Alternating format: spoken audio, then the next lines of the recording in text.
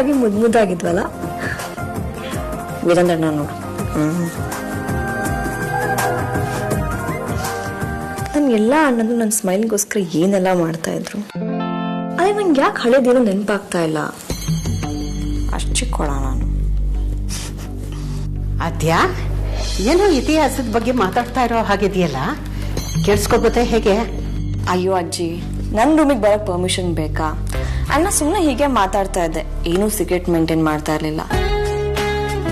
ನಿಮಗೊಂದು ವಿಷಯ ಗೊತ್ತಾ, ನಿಮಗೆ ಎಷ್ಟೇ ವಯಸ್ಸಾದ್ರೂ ನೀವು ಚಿಕ್ಕ ಹುಡುಗಿ ತರಾನೆ. ನಿಮ್ಮನ್ನು ನೋಡ್ತಾ ಇದ್ರೆ ಒಳ್ಳೆ ನಮ್ಮ ಏಜ್ ತರಾನೆ ಅಂತಾನೆ ಅನ್ಸುತ್ತೆ. ಒಂದು ಫ್ರೆಂಡ್ಲಿ ಫೀಲಿಂಗ್ ಬರುತ್ತೆ.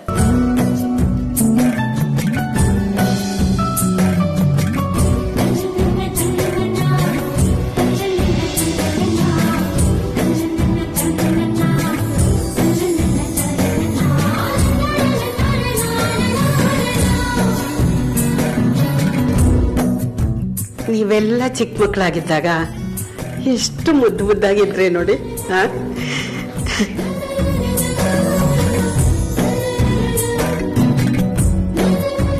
ಆದ್ರೆ ನಿಮ್ಮಮ್ಮನಿಗೆ ಸುಹಾಸನಿಗೆ ನಿಮ್ಮನ್ನೆಲ್ಲ ನೋಡ್ಕೊಳ್ಳೋದಕ್ಕೆ ಪುರ್ಸೋತೇ ಇರಲಿಲ್ಲ. ಯಾವಾಗಲೂ ಕ್ಲಬ್ಬು, ಮೀಟಿಂಗು, ಅದು ಇದು ಪಾರ್ಟಿ ಅಂತೂ ಓಡಾಡ್ಕೊಂಡಿದ್ಲು. ಆದ್ರೆ ಅತ್ಯ ನೀನು ಹುಟ್ಟಿದ ಮೇಲೇನೆ ಈ ಮನೆಗೆ ಧನಲಕ್ಷ್ಮಿ ಓಡೋಡ್ ಬಂದಿತ್ತು. ಅಯ್ಯೋ ಅಜ್ಜಿ, ಹಾಗೆಲ್ಲ ಏನೂ ಇಲ್ಲ. ಅಮ್ಮಂಗೆ ಕಿಟ್ಟಿ ಪಾರ್ಟಿ, ಲೇಡೀಸ್ ಕ್ಲಬ್ ಅದೆಲ್ಲ ಜಾಸ್ತಿನೇ ಇತ್ತು. ಆದ್ರೆ ನಮ್ಮನ್ನ ಯಾವತ್ತೂ ಹಾಗೆಲ್ಲ ಬಿಟ್ಟು ಹೋಗ್ತಾ ಇಲ್ಲ. ತುಂಬಾನೇ ಚೆನ್ನಾಗಿ ನೋಡ್ಕೊಂಡಿದ್ದಾರೆ. ಬಟ್ ನೀವು ಮಾತ್ರ ಸೂಪರ್ ಆಗಿ ನೋಡ್ಕೊಂಡಿದ್ದೀರ, ಒಳ್ಳೆ ಫ್ರೆಂಡ್ ತರ. ನೀನು ಇಷ್ಟು ದೊಡ್ಡವಳಾದ್ರೂ ಇನ್ನೂ ಚಿಕ್ಕ ಹುಡುಗಿ ತರನೇ ಅಡ್ಕೆ ಕಣೆ.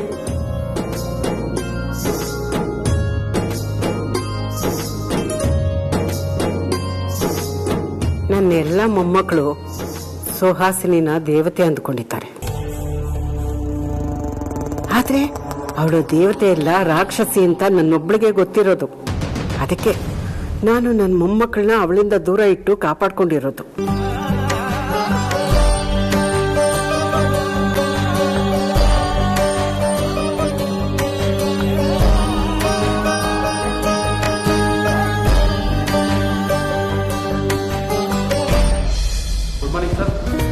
Good morning.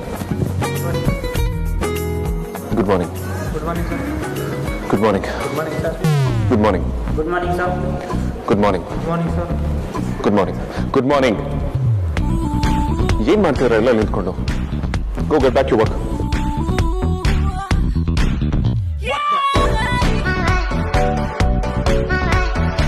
ಇಷ್ಟೊಂದು ಫಾರ್ಮಾಲಿಟೀಸ್ ಯಾವಾಗಿಂದ ಶುರು ಆಯ್ತು? ಈ ಬಾಜಾರಿ ಆಫೀಸಿಗೆ ಸೇರ್ಕೊಂಡಾಗಿದ್ದ ಎಲ್ಲಾನು ಚೇಂಜ್ ಆಗ್ತಿದೆ. ಯಾರಲ್ಲೂ ಡಿಸಿಪ್ಲಿನ್ ಇಲ್ಲ. ಸಾಲದಕ್ಕೆ ಎಂಪ್ಲಾಯೀಸ್ ಡ್ರಾಮಾಗಳು ಬರ ಓವರ್ ಆಯ್ತು. Can't take this anymore. ಎಲ್ಲಿಗೆ ಹೋಗ್ತೀಯಾ? ಆಫೀಸಿಗೆ ಬರ್ತೀಯಲ್ಲ, ಅಲ್ಲೇ ವಿಚಾರಿಸ್ಕೊಳ್ತೀನಿ. 11 ಗಂಟೆ ಆದ್ಮೇಲೆ ನೀನ್ ಬಾಸು, ಅಲ್ಲಿವರೆಗೂ ನಾನು. ನೆನಪೇ ಇರ್ಲಿ. 5 minutes to 11. ಇನ್ನು ಔಟ್ ಟೈಮ್ ನಡೀತದೆ. Okay. Good morning sir. Good morning. ಒಳಗಡೆ ಹೋಗಲ್ವಾ ಸರ್? ಇಷ್ಟು ತನಕ ಹೋಗ್ಬೇಕು ಅಂತ ನೆನ್ಕೊಂಡಿದ್ದೆ. ಇನ್ನು ಮುಂದೆ ಇಲ್ಲೇ ನಿಂತ್ಕೋತೀನಿ. ಇನ್ನು ನನ್ನ ಆಫೀಸ್ ಎಲ್ಲಿ ಬೇಕಾದ್ರೂ ಇರ್ತೀನಿ. Just go get back to work. Good morning boss. What the bloody. ನಿಮ್ಗೇನ್ರಿ ಆಯ್ತು? ಯಾಕೆ ಇಷ್ಟೊಂದು ಎಕ್ಸೈಟ್ಮೆಂಟ್? ಎಷ್ಟೋ ವರ್ಷ ನಾನು ನೋಡ್ತಿದ್ದೀನಿ ಅನ್ನೋ ತರ ಆಡ್ತಿದ್ದೀರಲ್ಲ. ಅದು ಬಿಡಿ ಬಾಸ್, ಈಗ ನಾನು ಕೇಳಿದ್ದು ನೋಡಿದ್ದು ನಿಜ ಬಾಸ್. ನೀವೇನ್ ಕೇಳಿಸ್ಕೊಂಡ್ರೆ ಏನ್ ನೋಡ್ತೀರಿ? ಅಲ್ಲ ಬಾಸ್, ನೀವು ಒಳಗೋಗೋದಕ್ಕಿಂತ ಇಲ್ಲೇ ರಿಸೆಪ್ಷನಿಸ್ಟ್ ಹತ್ರ ಮಾತಾಡ್ಕೊಂಡಿರ್ತೀನಿ ಅಂದ್ರಲ್ಲ, ನನಗೆ ಅದನ್ನ ಒಂದ್ ಸೆಕೆಂಡು ನಂಬಕ್ಕೆ ಆಗ್ಲಿಲ್ಲ. ವಾಟ್? ಬಾಸ್, ನಾನು ನಿಮಗೆ PA ಇರ್ಬೋದು, ಆದ್ರೆ ನೀವು ನನಗೆ ರಾಮನ್ ತರ, ಅಮ್ಮು ಮೇಡಮು ಸೀತಾಮಾತೆ ತರ. ನಾನು ನಿಮ್ಮಿಬ್ರ ಮಧ್ಯೆ ಆಂಜನೇಯನ್ ತರ.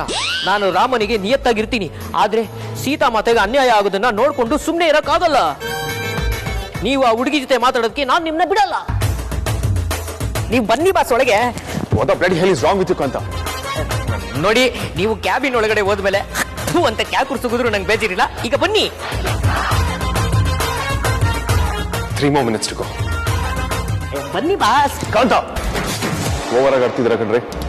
ನಿಮ್ ಕೆಲಸ ಎಷ್ಟಿದೆಯೋ ಅಷ್ಟು ಮಾತ್ರ ನೋಡ್ಕೊಂಡಿರಿ. ಸ್ವಲ್ಪ ತುಟು ಪಿಟಿಕಂದ್ರು ನಿಂತ ಜಾಗದಲ್ಲಿ 1 year ಸ್ಯಾಲರಿ ಕೊಟ್ಟು ಮನೆ ಓಡಿಸ್ಬಿಡ್ತೀನಿ. ನಿಮ್ಮ ಹಿತೈಷಿಗೆ ನೀವು ಈ ತರ ಹೇಳ್ಬೋದಾ? ಇವಾಗೇನು ನೀವಿಲ್ಲೇ ಇರ್ತೀರಾ? ಹೌದ್ರಿ, ನಾನು ಇಲ್ಲೇ ಇರ್ತೀನಿ. ಏನಿವಾಗ? ಬಾಸ್, ನಿಮ್ಮೆಂಡ್ರು ಅಲ್ಲ ಆಗೋರು ಬಜಾರಿ ಇರ್ಬೋದು, ಬಾಯಿ ಬಡ್ಕಿ ಇರ್ಬೋದು, ಕೆಲವೊಂದ್ಸಲ ಲೂಸ್ ತರ ಆಡ್ಬೋದು. ಆದ್ರೆ ಅವ್ರು ನಿಮ್ಗೆ ಪರ್ಫೆಕ್ಟ್ ಮ್ಯಾಚು ಬಾಸ್.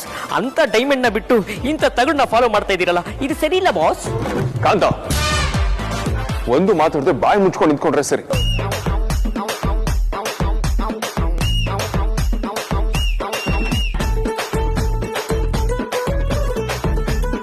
ಬಾಸ್, ನೀವಿಲ್ಲಿ ಸೆಟ್ಲ್ ಆಗಕ್ಕೆ ನಾನಂತೂ ಬಿಡಲ್ಲ.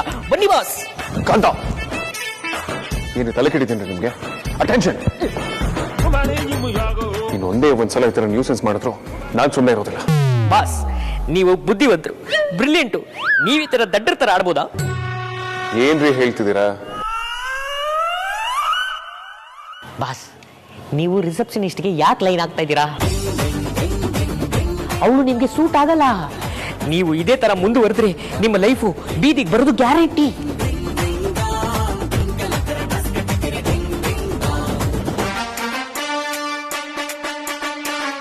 One more minute to go.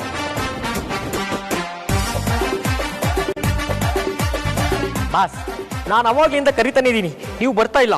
ನೀವೀಗ ಬಂದಿಲ್ಲ ಅಂದ್ರೆ ನಾನು ನನ್ನ ಎದೆ ಬಗೆದು ನಿಮ್ ಪಕ್ಕ ನಿಂತ್ಕೋಬೇಕಾಗಿರೋ ಹುಡುಗಿ ಅಮ್ಮು ಮೇಡಮ್ ಅಂತ photo ತೋರಿಸ್ಬೇಕಾಗುತ್ತೆ. Now it's clever. My time starts.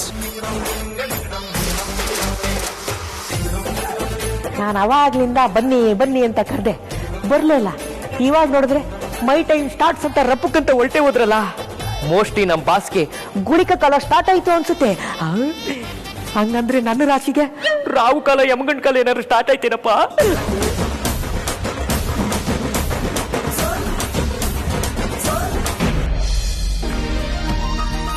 ಏನ್ರಿ ಆಟ ಆಡ್ತಾ ಇದ್ದೀರಾ? ಬೇಗ ತಿನ್ನಿ, ಮೆಸ್ಗೋಗಿ ಹೊತ್ತಾಯ್ತು. ಓನರ್ಗಳಾಗಿ ನಾವು ಲೇಟಾಗಿ ಹೋದ್ರೆ ಜನ ಆಡ್ಕೊಂಡ್ಬಿಡ್ತಾರೆ. ಬೇಗ ತಿನ್ನಿ. ರೀ, ಏನಿದು ಸಾಂಬಾರ್ ಸೌಟ್ನ ಪಲ್ಯಕ್ಕೆ ಹಾಕ್ತಿದ್ದೀರಾ? ಹಾಳಾಗೋಗ್ಬಿಡುತ್ತೆ. ಈಗ ಹೋಗಿ ಸೌಟ್ ತಗೊಂಡು ಬರೋ ಅಷ್ಟೊತ್ತಿಗೆ ತಡ ಆಗತ್ತೆ, ಅದಕ್ಕೆ ಹಾಗೆ ಮಾಡಿದೆ. ಅದಕ್ಕೇನೊಂದು ದಿನವೆಲ್ಲ ಬೇಕಾ? ಅಲ್ಲ ರೀ, ಎರಡು ಬೆರೆಸಿದ್ರೆ ಚೆನ್ನಾಗಿರಲ್ಲ ರೀ. ಎಲ್ಲದಕ್ಕೂ ಅಷ್ಟೊಂದು ತಲೆ ಕೆಡಿಸ್ಕೋಬಾರ್ದು ಬರೀ. ಅರ್ಜೆಂಟಲ್ಲಿದ್ದಾಗ ಇವೆಲ್ಲ ನಡೆಯುತ್ತೆ. ಹೌದಾ? ಇರಿ, ಎಲ್ಲ ನೀವೇ ತಿನ್ನಿ.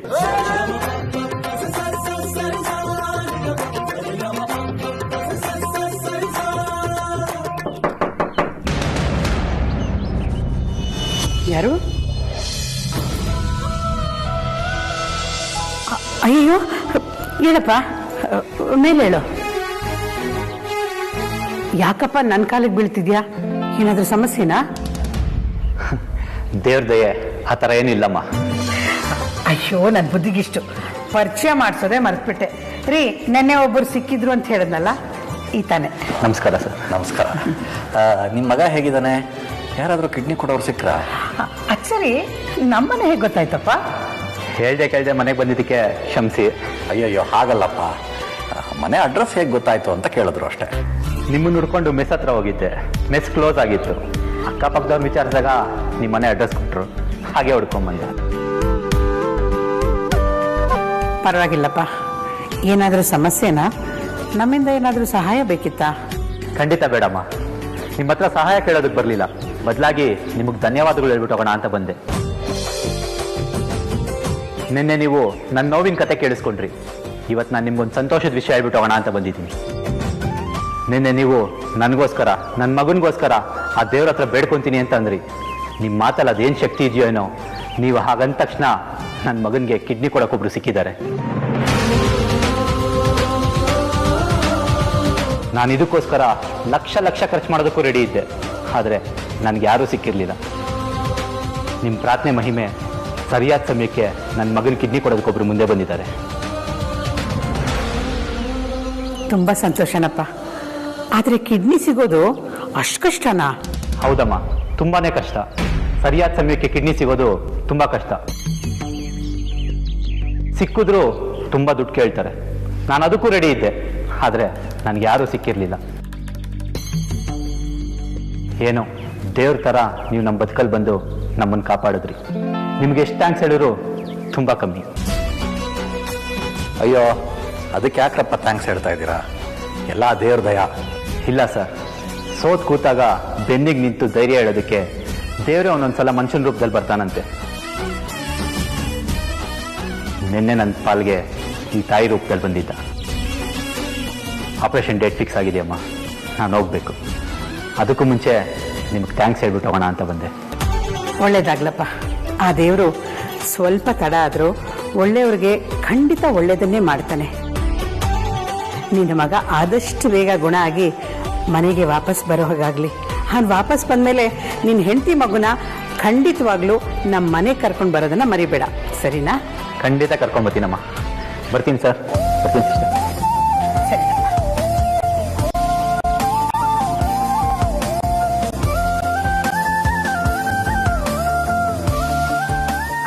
ಅದಿತಿ, ಒಲೆ ಮೇಲೆ ಹಾಲಿಟ್ಟಿದ್ದೀನಿ ನೋಡೋಗಮ್ಮ.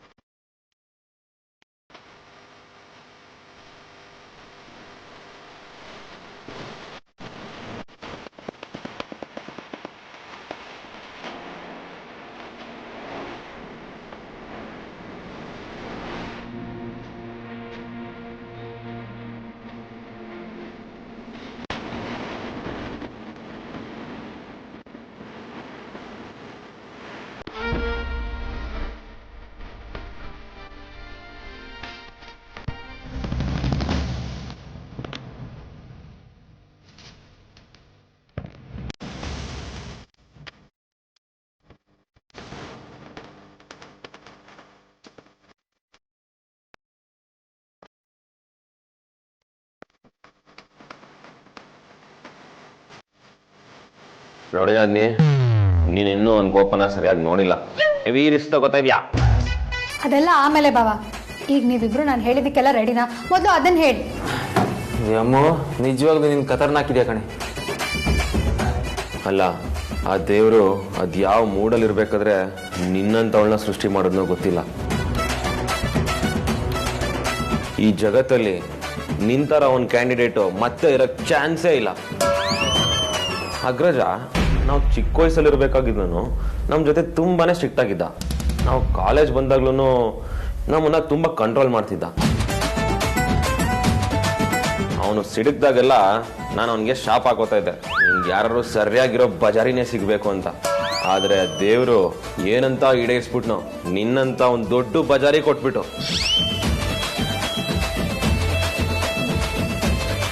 ನಂಗೆ ಇದನ್ನ ಹೇಗೆ ಮಾಡಬೇಕು, ಯಾವಾಗ ಮಾಡಬೇಕು ಅಂತ ಚೆನ್ನಾಗಿ ಗೊತ್ತು. ಆದರೆ ಪ್ರಾಬ್ಲಮ್ ಏನು ಅಂದರೆ ಇದನ್ನ ನಾನು ಒಬ್ಬಳೇ ಮಾಡೋದಕ್ಕಾಗಲ್ಲ. ಅಮ್ಮೋ, ಇನ್ನೊಂದ್ಸಲ ಚೆನ್ನಾಗಿ ಯೋಚನೆ ಮಾಡು. ನಾವೆಲ್ಲ ಹೇಗೋ ವೇದಾಂತನ ಎದುರಿಸ್ತೀವಿ ಅಂತ ಇಟ್ಕೋ. ಆದ್ರೆ ನೀನೇ ಅವನಿಗೆ ಕೋಪಿಷ್ಟ ಅಂತ ಹೆಸರಿಟ್ಟಿದ್ಯಾ. ಹೆಚ್ಚು ಕಮ್ಮಿ ಆದ್ರೆ ಗೊತ್ತಲ್ಲ. ಅಯ್ಯೋ ಅಣ್ಣ, ರಿಸ್ಕ್ ಇಲ್ಲ ಅಂತಂದ್ರೆ ಲೈಫಲ್ಲಿ ಏನೂ ಬದಲಾಗಲ್ಲ. ರಿಸ್ಕಲ್ಲೇ ಕಿಕ್ಕಿರೋದು. ಅವ್ನು ಆಲ್ರೆಡಿ ಬಂದಿದ್ದಾನೆ ಅನ್ಸುತ್ತೆ. ಅವ್ನು ಮೂಡ್ ಸರಿಯಾಗಿರ್ಲಿ ಅಂತ ನನಗೆಲ್ಲ ರೆಡಿ ಮಾಡಿಟ್ಟಿದ್ದೀನಿ. ಅವ್ನು ಇದನ್ನ ಮಾಡಲೇಬೇಕು. ಸರಿ ಸರಿ, ಆಲ್ ದಿ ಬೆಸ್ಟ್. ಓಕೆ. ಅಯ್ಯೋ, ನಿಮ್ಮಿಬ್ರು ಡ್ರೆಸ್ ಸರಿ ಮಾಡ್ಕೊಳ್ಳಿ ಫಸ್ಟು. ವೇದ ನಿಮ್ಮಿಬ್ರನ್ನ ಹೀಗೆ ನೋಡಿದ್ರೆ ಆಫೀಸಿಂದ ಆಚೆ ಆಗ್ತಾನಷ್ಟೇ. ನಾನು ಹೋಗಿ ಬಾಸ್ ಮೂಡ್ ಚೆಕ್ ಮಾಡ್ತೀನಿ.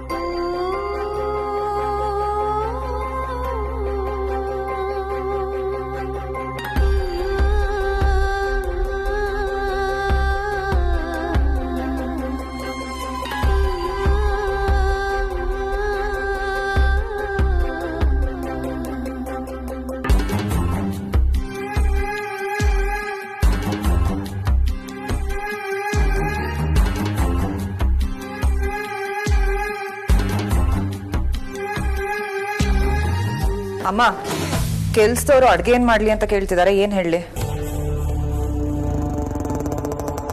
ಅಳ್ತಾ ಇದ್ಯಾ? ಇವಾಗ ಅಳುವಂತದ್ದು ಏನಾಗಿದೆ ನಿನ್ಗೆ? ಏನಿಲ್ಲ.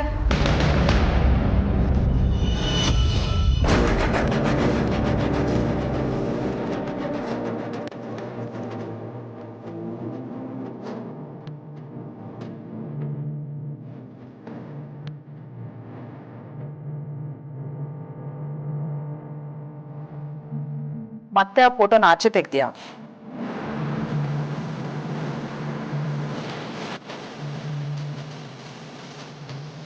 ಅಮ್ಮ, ನಿನಗ್ 1000 ಸಲ ಹೇಳಿದೀನಿ ಹಳೆ ಫೋಟೋನ ಆಚೆ ತೆಗಿಬೇಡ ಅಂತ. ಹಳೇದನ್ನೆಲ್ಲ ಕೆತ್ಕಕ್ಕೆ ಟ್ರೈ ಮಾಡ್ಬೇಡ. ಸತ್ತಿರೋರು ವಾಪಸ್ ಬರಲ್ಲ, ಅವ್ರ ನೆನಪುನು ಬೇಕಾಗಿಲ್ಲ. ಮಾತಾಡಬೇಡ ನೀನು. ಇದರಿಂದ ನಿನಗೆ ಎಷ್ಟು ಸಾಧ್ಯನೋ ಅಷ್ಟು ದೂರ ಇರೋದು ಒಳ್ಳೇದು. ಇದನ್ನು ಮುಟ್ಟೋದಕ್ಕೆ ಹಕ್ಕು ನಿನಗಿಲ್ಲ ಕಣೆ. ನಾನು ಸಾಯೋವರೆಗೂ ಇದು ನನ್ನ ಜೊತೆಲೇ ಇರುತ್ತೆ. ನಿನಗೆ ಹೇಳಿದ್ದೆ ಅರ್ಥ ಆಗಲ್ಲ ಅಲ್ವಾ? ನೋಡು, ಮನೇಲಿ ಇದು ನನಗೆ ಯಾರು ನೋಡಬಾರ್ದು. ಕೊಡಿಲೆ ತೆಗಿಯ ಕೈಡ. ದುಡ್ಡುಗೋಸ್ಕರ ಸ್ವಂತ ಕುಟುಂಬಕ್ಕೆ ಬೆಂಕಿ ಇಟ್ಟ ರಾಕ್ಷಸಿ ನೀನು. ನೀನು ಹಿಂದೆ ಮಾಡಿದ್ದೆಲ್ಲ ಅಷ್ಟು ಸುಲಭವಾಗಿ ಅಳಿಸೋಗುತ್ತೆ ಅಂತ ತಿಳ್ಕೊಬೇಡ. ಮುಂದೆ ಒಂದಿನ ನೀನು ಮಾಡಿದ ತಪ್ಪಿಗೆ ಉತ್ತರ ಕೊಡಲೇಬೇಕಾಗತ್ತೆ. ನೀನು ಮಾಡಿದ ಆ ನೀಚ ಕೆಲಸದ ಸಾಕ್ಷಿ ಅಳಿಸೋಗಿರ್ಬೋದು, ಆದರೆ ಅದು ಮಾಡಿದ ಗಾಯದ ಕಲೆ ಮನಸ್ಸಿನಲ್ಲಿ ಹಾಗೆ ಇದೆ.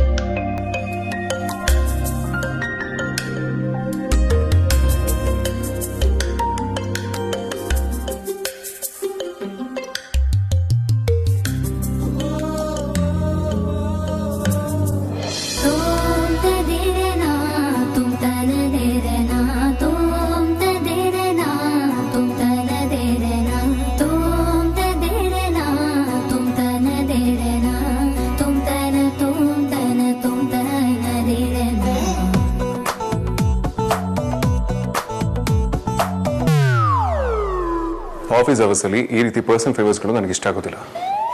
ನನ್ನ ಕೆಲಸ ನಾನು ಮಾಡ್ಕೊಳ್ಳೋಕೆ ಬರುತ್ತೆ.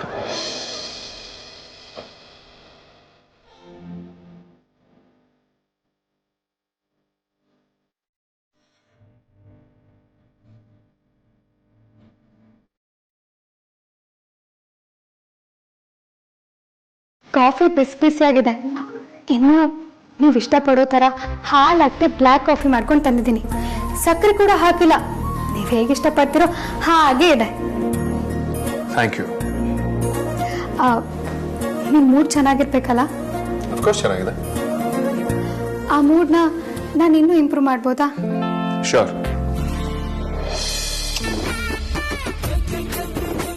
ಹೇ ಅಮೂಲ್ಯ,